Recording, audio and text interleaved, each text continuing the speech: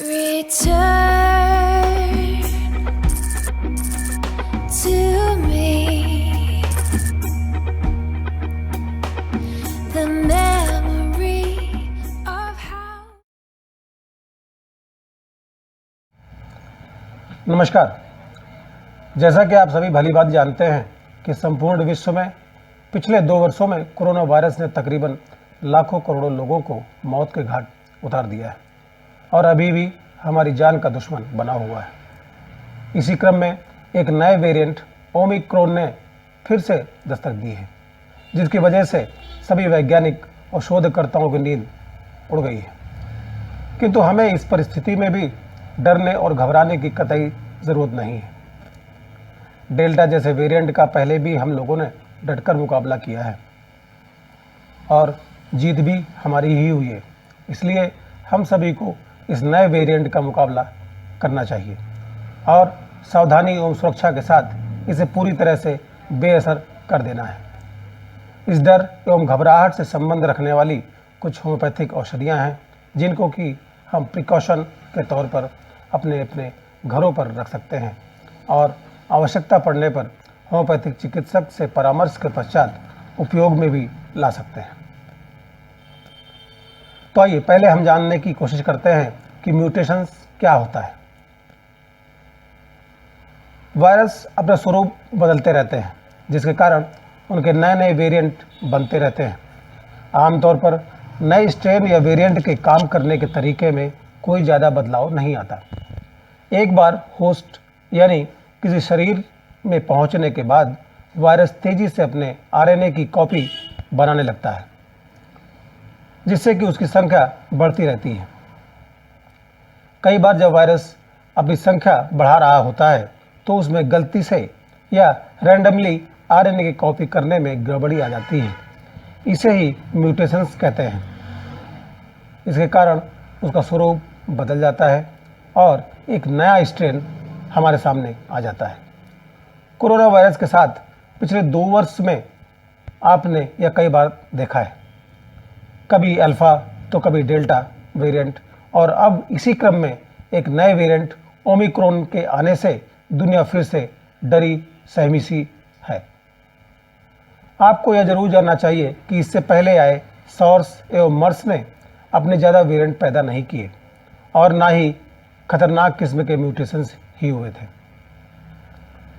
Corona इस मामले में ज़्यादा खतरनाक है। कोविड-19 के 6000 से ज़्यादा वेरिएंट देखे गए हैं और म्यूटेशंस तो तकरीबन 2 लाख से भी ऊपर हैं। दक्षिण अफ्रीका से निकला यह नया वेरिएंट ओमिक्रॉन बड़ी ही तीव्र गति से लगभग 16 देशों में फैल चुका है।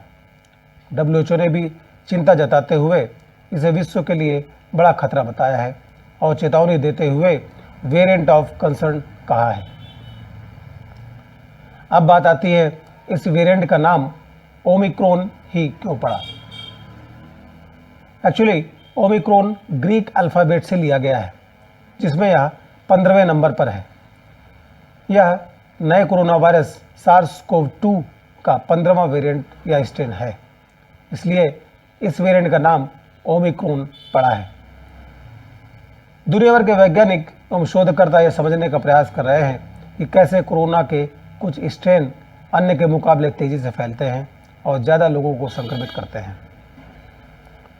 ओमिक्रॉन में स्पाइक प्रोटीन की 30 से अधिक म्यूटेशंस हैं, जो मानव कोशिकाओं में तेजी से घुसपैठ करते हैं। वह इस बात से भी चिंतित हैं कि क्या इतने म्यूटेशंस के खिलाफ वर्तमान कोरोना टीके लड़ने में सक्षम हैं। इसके अलावा क्या हमारे तयशुदा चिकित्सीय तरीके काम आएंगे। फिलहाल सावधानी एवं सतर्कता ही हमारे सबसे बड़े हथियार हैं, यह साबित हो चुका है। अतः हमें पहले की ही तरह एक बार फिर से जागरूक हो जाना है और डर एवं घबराहट को अपने नज़दीक कतई नहीं आने देना है। Mask, gloves, face shield, sanitiser, soap, distance आदि को मेंटेन रखना है। भीड़ भाड़ वाले स्थानों में जाने से बचना है और यदि जाना ही पड़े तो एहतियात के साथ जाना है। इस संबंध में जो होम्योपैथिक औषधियाँ हैं वो मैं आपको उनके कुछ विशेष लक्षणों के साथ बताता हूँ। जैसे aconite for fear of phobia of death, stramonium fear in delirium, fear caused by hallucinations, opium for fear of death, especially when fright causes timidity, arsenic album for great phobia and anxiety, arnica montana, fear and horror of sudden death, fears some dreadful things will happen, belladonna for fear of imaginary things,